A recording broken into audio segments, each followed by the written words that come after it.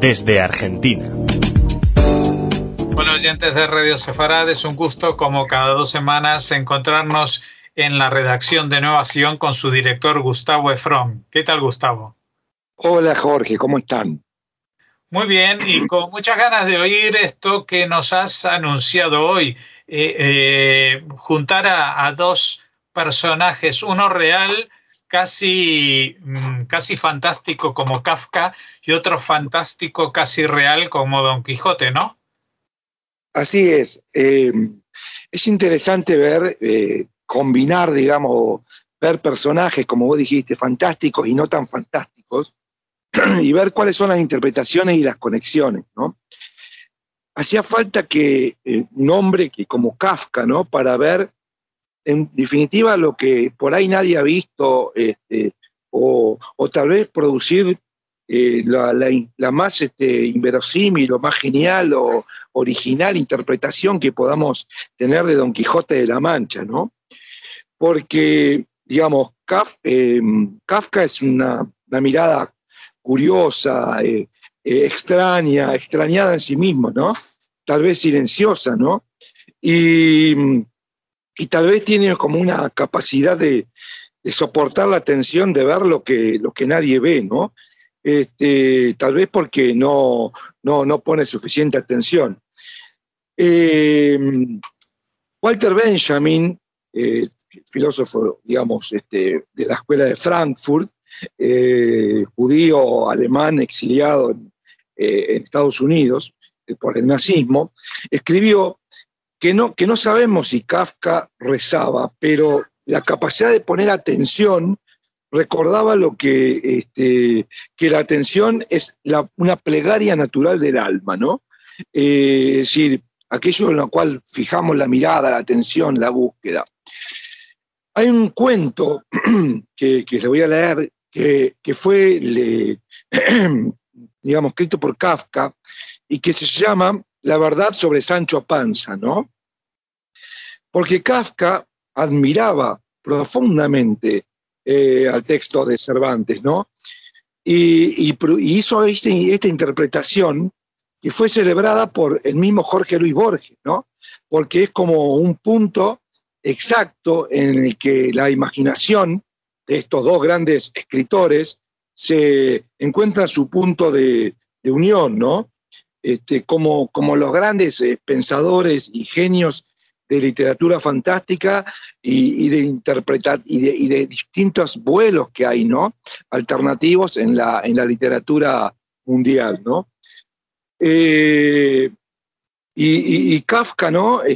O sea, lo que Kafka dice es que al correr de los años y gracias a una gran cantidad de novelas caballerescas y picarescas leídas en las horas vespertinas y nocturnas, Sancho Panza, quien por lo demás nunca se vanaglorió de ello, consiguió despistar de tal modo a su demonio, al que luego daría el nombre de Don Quijote, que éste acometió como barco sin remos las más locas hazañas, las cuales, no obstante, por falta de un objeto predestinado que justamente hubiera debido ser Sancho Panza, a nadie perjudicaron.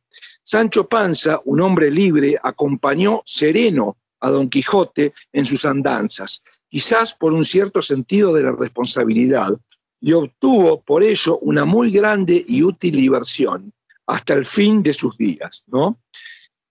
Es interesante, ¿no? Porque el editor y escritor italiano Roberto Calasso analiza esta interpretación, ¿no? Que se parece más a... que es bella, ¿no? Dice que para Kafka el verdadero y único protagonista no es Don Quijote, sino Sancho Panza, ¿no? O sea, atormentado por los demonios y por sobrevivir, tiene que inventarse a Don Quijote. Y lo más extraordinario es que al final de las líneas que le dedica, Kafka dice que Sancho Panza es un hombre libre. Digamos, es la única vez que nombra la palabra libre, ¿no? Es casi como una transferencia de demonios, ¿no? Kafka es como Sancho Panza, digamos, ¿no? Y en ese punto fundamental, esencial, Kafka se identifica secretamente con Sancho Panza, ¿no? O sea, él también ha creado toda su literatura, él como nadie más, ¿no? Para lidiar con sus propios demonios, ¿no? Para transformarlos o para transferirlos, ¿no? Y bueno, recordar la metamorfosis es claramente recordar a esto, ¿no? A los propios demonios, ¿no? Ese hombre, ese insecto, ¿no? En que uno se convierte cuando no se reconoce a sí mismo también, ¿no? ¿Y qué es entonces la gran literatura sino una forma de transferir demonios, ¿no? O de capturar ese sentido, ¿no? El espíritu, ¿no? Y así la literatura de Kafka de alguna manera está poseída por esos demonios, ¿no? Algunos de ellos son abstractos y siempre tienen una dimensión metafísica, ¿no?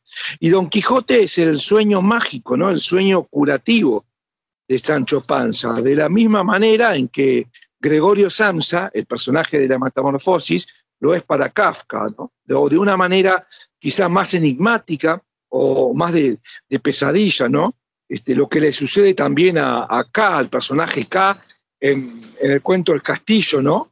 O a Joseph K en El Proceso, ¿no? De Kafka.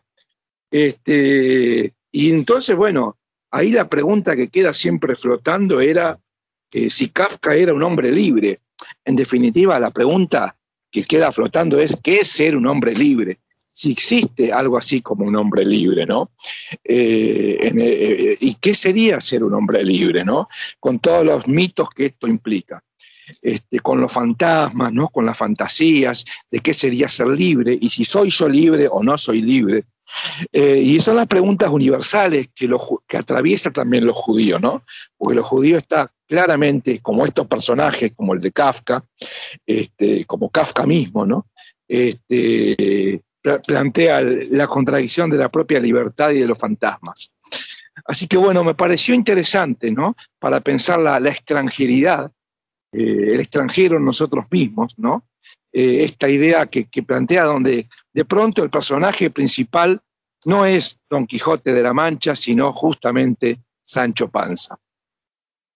Bueno, sin duda es una reflexión que también nos coloca a nosotros en una situación de pensar a lo que somos nosotros frente a la propia obra también.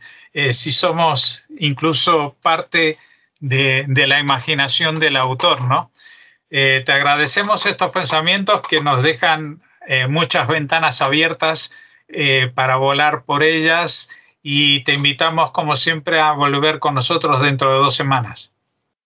Gracias, Jorge. Espero haber contribuido en algo a la confusión general, como se decía acá en un programa de televisión muy conocido. Un abrazo para todos y para todas. Muchas gracias.